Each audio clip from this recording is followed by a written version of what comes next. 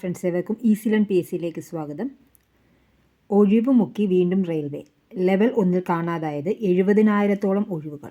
6 വർഷം മുമ്പ് 1,00,000 ഒഴിവിൽ വിജ്ഞാപനം. ഇപ്പോൾ 32,438 മാത്രം.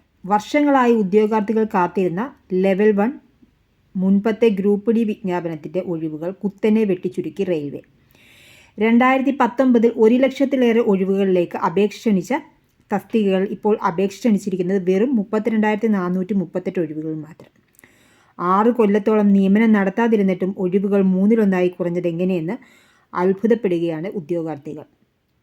10ാം ക്ലാസ് ITI യോഗ്യതയുള്ളവർക്ക് കൂട്ടനിയമനം ലഭിച്ചിരുന്ന തസ്തികയാണിത്. 2019 വിജ്ഞാപനത്തിൽ 1,03,769 ഒഴിവുകളാണ് ഉണ്ടായിരുന്നത്. ദക്ഷിണ റെയിൽവേയിൽ 9,579 ഒഴിവുണ്ടായിരുന്നു. എന്നാൽ ഇപ്പോൾ പ്രസിദ്ധീകരിച്ച വിജ്ഞാപനത്തിൽ ദക്ഷിണ റെയിൽവേയിലെ ഒഴിവ് 2,694 മാത്രമാണ്. തമിഴ്നാട്, കേരളം, പുതുച്ചേരി എന്നിവിടങ്ങളിലെല്ലാം കൂടിയുള്ള ഒഴിവാണ് ഇത്. ജനറൽ വിഭാഗത്തിൽ 1,089 ഒഴിവുകളാണുള്ളത്. കഴിഞ്ഞ തവണ ഇത് 4,363 ആയിരുന്നു. സംഭരണ വിഭാഗങ്ങൾക്കുള്ള ഒഴിവും കുത്തനെ കുറഞ്ഞിട്ടുണ്ട്.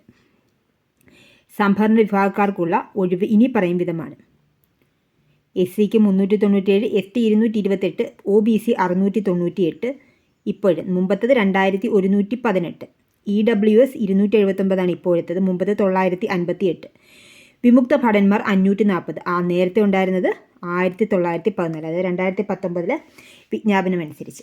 ഭിന്നശേഷിക്കാർ 112. റെയിൽവേയിൽ നിന്ന് അപ്രന്റീസ്ഷിപ്പ് പൂർത്തിയാക്കിയവർക്ക് 2019 വിജ്ഞാപന പ്രകാരം 1,914 ഒഴിവ് നീക്കിവെച്ചിരുന്നു.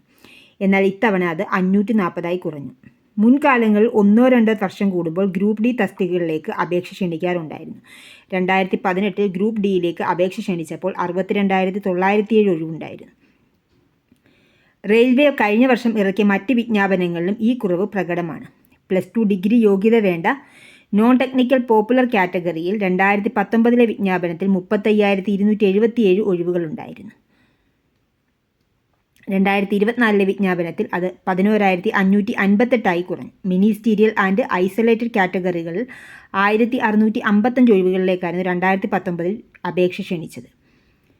ഇത്തവണ അത് 1,036 കുറഞ്ഞു. പാരാമെഡിക്കൽ തസ്തികകളിലേക്ക് 2019 വിളിച്ച വിജ്ഞാപനത്തിൽ 1,937 ഒഴിവുണ്ടായിരുന്നു. 2024 1,376 കുറഞ്ഞു. ലെവൽ 1 തസ്തികകളിലേക്ക് അപേക്ഷിക്കാനുള്ള പ്രായപരിധി ഉയർത്തിയതാണ് ഇത്തവണത്തെ ഏക ആശ്വാസം.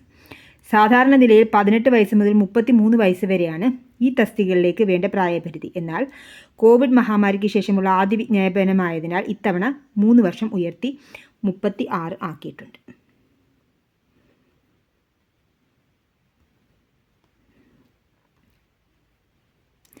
ഇനി റെയിൽവേ വിജ്ഞാപനം ഏതൊക്കെ? റെയിൽവേയിൽ 32,438 അവസരം. ദക്ഷിണ റെയിൽവേയിൽ 2,694 ഒഴിവുണ്ട്. യോഗ്യത 10ാം ക്ലാസ് ITI NAC.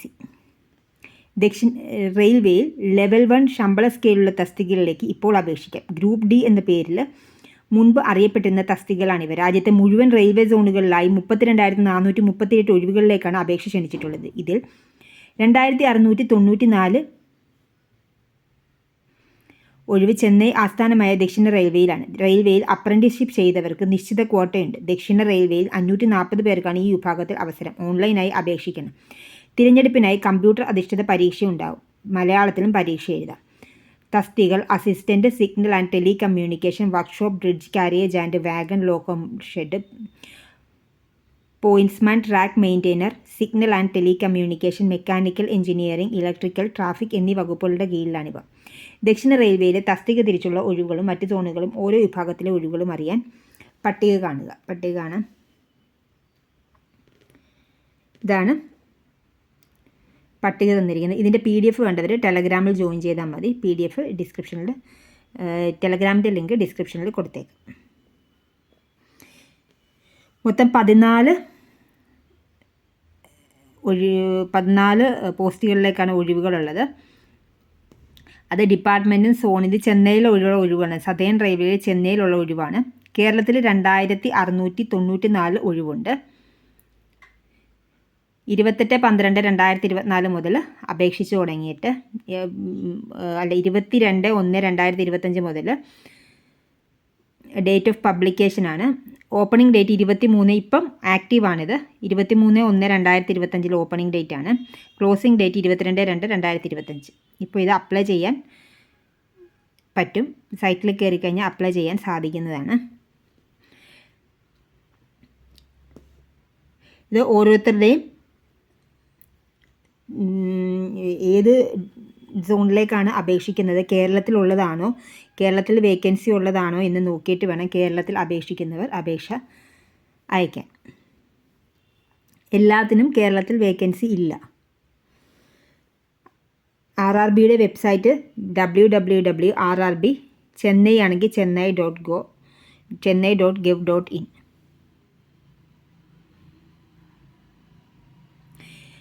ഓൺലൈനായിട്ടാണ് അപേക്ഷ സമർപ്പിക്കേണ്ടത്.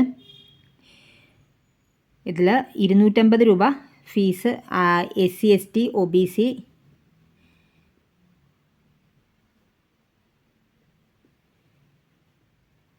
ഫീസിൻ്റെ കാര്യം പറയാം. 10ാം ക്ലാസ് അല്ലെങ്കിൽ IT അല്ലെങ്കിൽ തത്തുല്യമാണ് യോഗ്യത. അവസാന വർഷ പരീക്ഷ എഴുതി ഫലം കാത്തിരിക്കുന്നവർക്ക് അപേക്ഷിക്കാൻ അർഹരല്ല.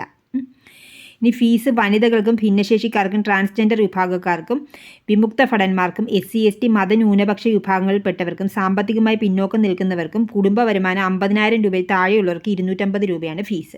ഇവർ പരീക്ഷ എഴുതിയാൽ മുഴുവൻ തുകയും മടക്കി നൽകും. മേൽപ്പറഞ്ഞ വിഭാഗങ്ങളിൽപ്പെടാത്തവർക്ക് 500 രൂപയാണ് ഫീസ്. ഇവർ പരീക്ഷ എഴുതിയാൽ 400 രൂപ മടക്കി നൽകും.